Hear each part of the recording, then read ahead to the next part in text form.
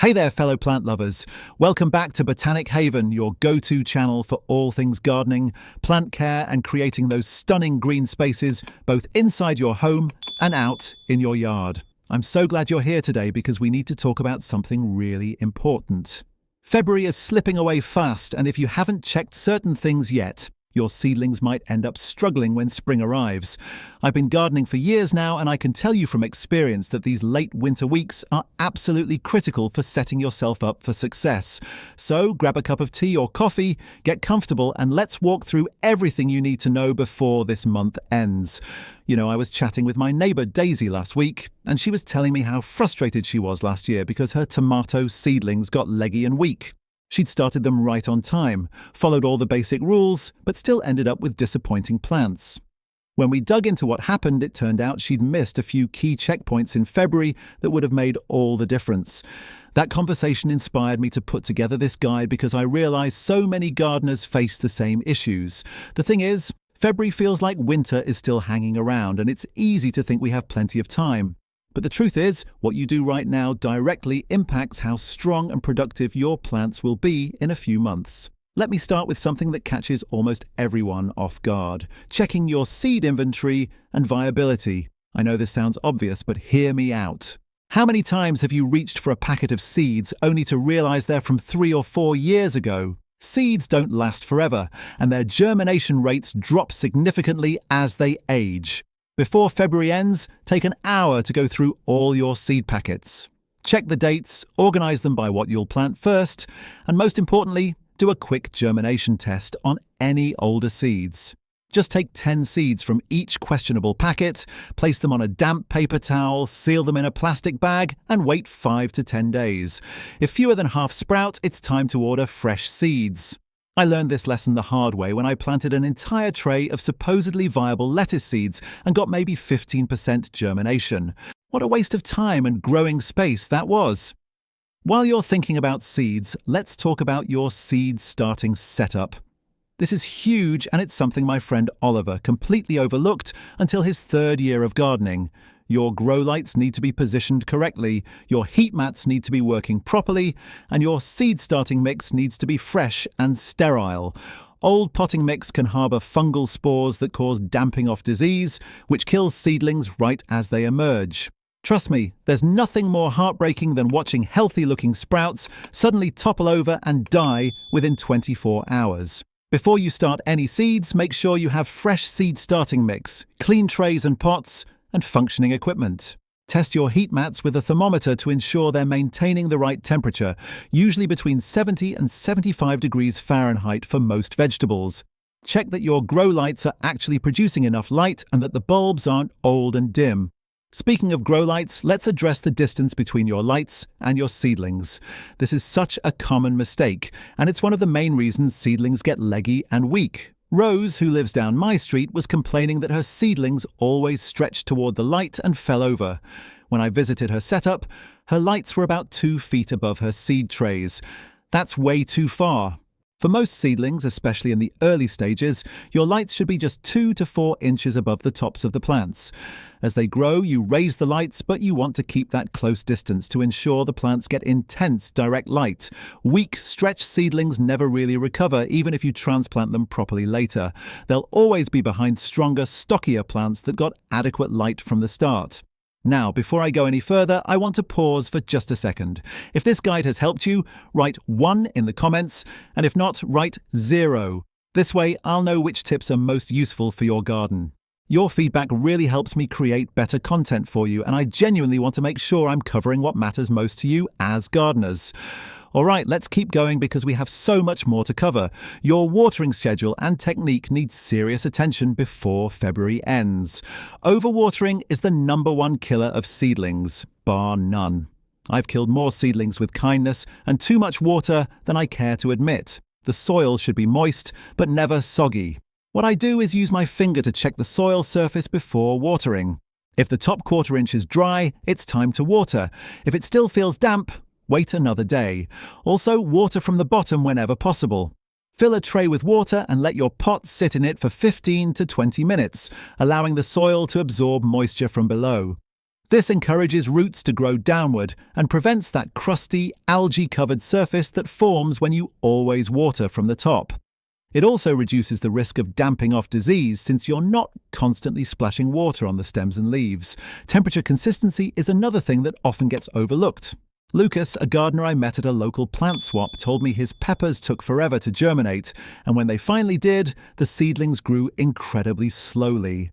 After some questions, we figured out his garage, where he started seeds, would get warm during the day but drop into the low 50s at night. That temperature swing was stressing the plants and slowing their growth dramatically. Most vegetable seedlings need consistent temperatures, especially warm season crops like tomatoes, peppers, and eggplants.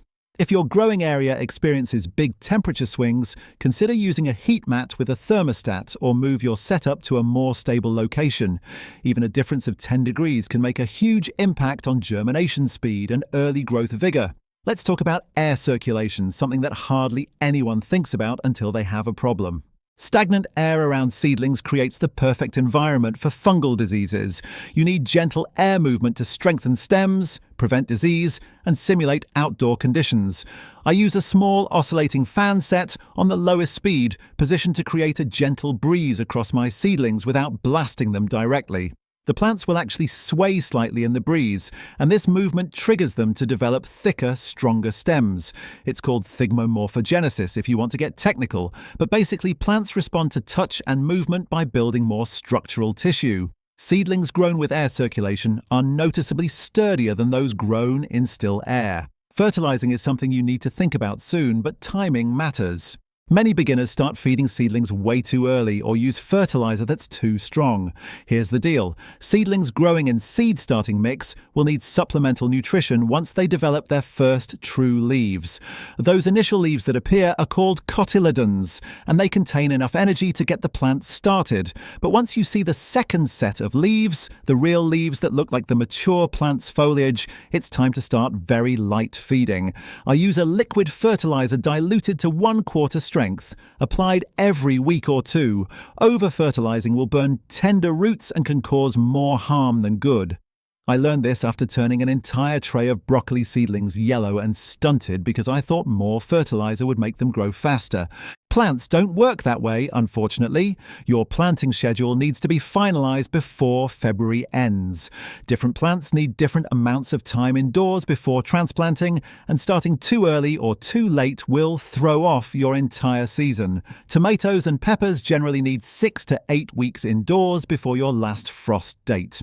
Faster-growing crops like cucumbers and squash only need 3 to 4 weeks. Slow-growing flowers like petunias and snapdragons might need 10 to 12 weeks. Grab a calendar, mark your average last frost date, then count backward to figure out when each crop should be started. I keep a spreadsheet with all this information, and it's saved me from so many timing mistakes over the years. There's nothing worse than having seedlings ready to transplant when it's still freezing outside, or starting too late and missing your optimal planting window. Let me tell you about hardening off, even though it happens later. Planning for it now matters because you need space and time to do it properly. Hardening off is the process of gradually acclimating indoor-grown seedlings to outdoor conditions. You can't just take a plant that's been pampered under grow lights and plop it in the garden. The sun will scorch it, wind will break it, and temperature fluctuations will shock it. About 2 weeks before transplanting, you start bringing seedlings outside for short periods, gradually increasing their exposure to sun, wind, and temperature changes. I use a sheltered spot on my porch for the first few days, then slowly move them to more exposed areas. By the end of 2 weeks, they can handle full outdoor conditions. Before February ends, think about where you'll do this and make sure you have a plan. Daisy, remember her from earlier, skipped hardening off 1 year and lost about 30% of her seedlings to sunscald in the first 2 days after transplanting. Pest prevention starts now, even though your seedlings are indoors. Fungus gnats are the most common indoor pest, and they're more than just annoying. Their larvae feed on roots and can seriously damage or kill young seedlings. If you notice tiny flies hovering around your seed trays, you've got fungus gnats. They thrive in moist conditions, which is exactly what your seedlings need, so prevention is key. Let the soil surface dry out slightly between waterings, use yellow sticky traps to catch adults, and consider adding a layer of sand or perlite on top of the soil to prevent adults from laying eggs. I've also had success with beneficial nematodes, microscopic organisms that kill gnat larvae in the soil. Check your plants regularly, and if you see any pests, act immediately before they establish a strong population. Your garden soil needs attention too, even if it's still frozen or covered in snow. February is the perfect time to test your soil if you haven't already done it recently. Soil test kits are inexpensive and give you critical information about pH levels and nutrient deficiencies. You can't fix these problems overnight, so knowing what you need to amend now gives you time to add lime to raise pH, sulfur to lower it, or organic matter to improve structure. I test my soil every 2 to 3 years, and the information has been invaluable. One year my test revealed really low phosphorus levels, which explained why my root vegetables had been underperforming. After amending with bone meal, the difference was incredible. Don't skip this step just because you can't work the soil yet. Order a test kit or send samples to your local extension office, and you'll have results and a plan before planting time arrives. Tool maintenance is another February task that gets overlooked. Your shovels, hoes, pruners and trowels have probably been sitting in the shed since last fall, possibly dirty and rusty. Take a day to clean all your tools, sharpen blades, oil wooden handles, and make sure everything is in working order. Dull pruners tear plant tissue instead of making clean cuts, which invites disease. Rusty tools can transfer pathogens from one plant to another. Clean, sharp tools make gardening easier and keep your plants healthier. I like to set up a little workstation in my garage with a bucket of soapy water, a wire brush, a sharpening stone, and some linseed oil.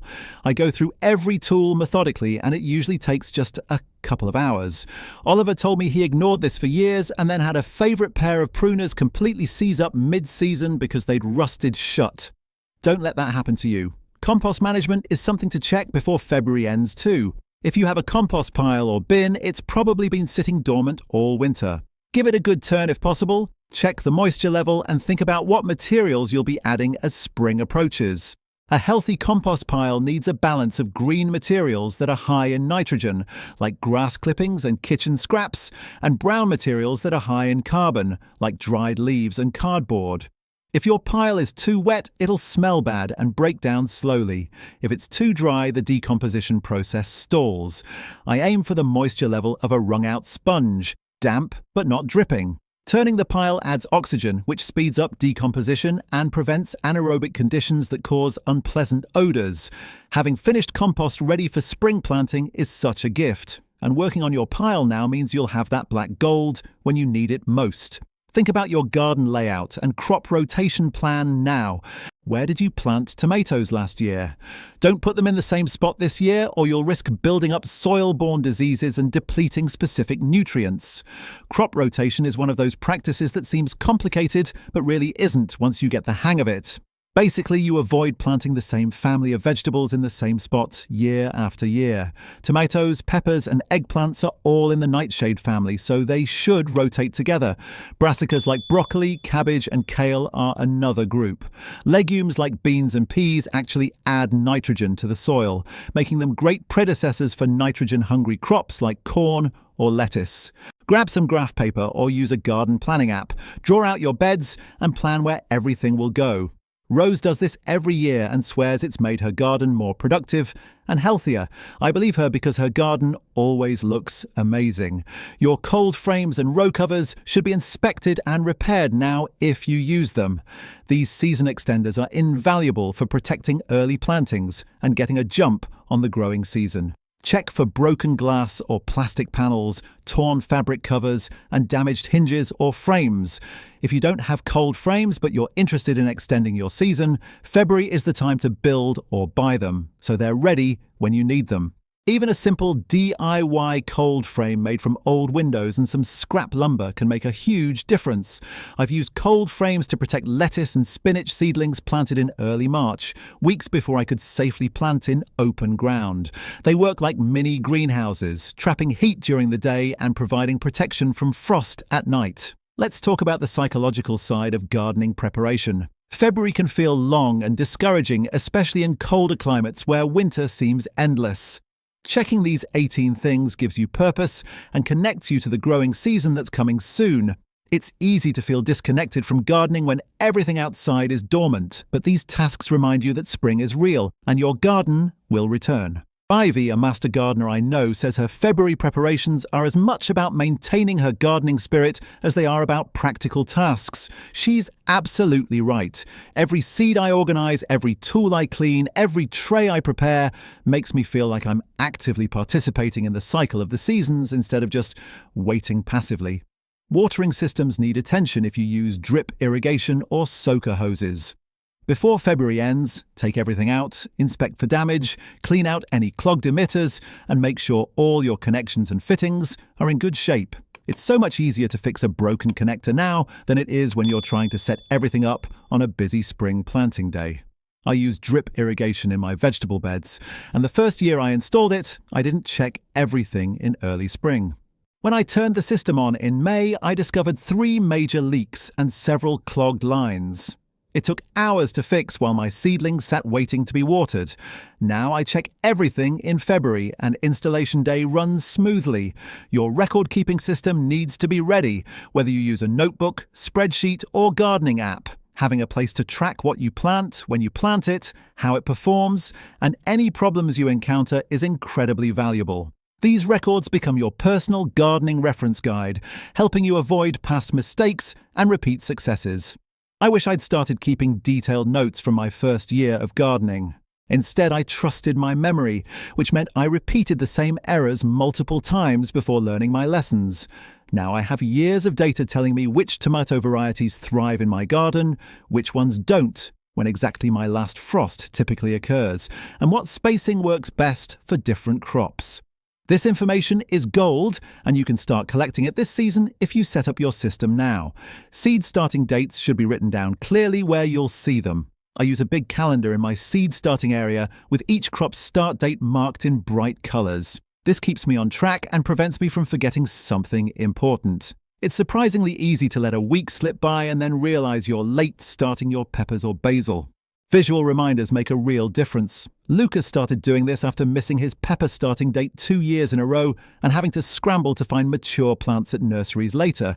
Now he's got his system down and his seedlings are always right on schedule. Finally, your mindset and expectations matter tremendously. Gardening involves failure and learning. Not every seedling will thrive. Some seeds won't germinate.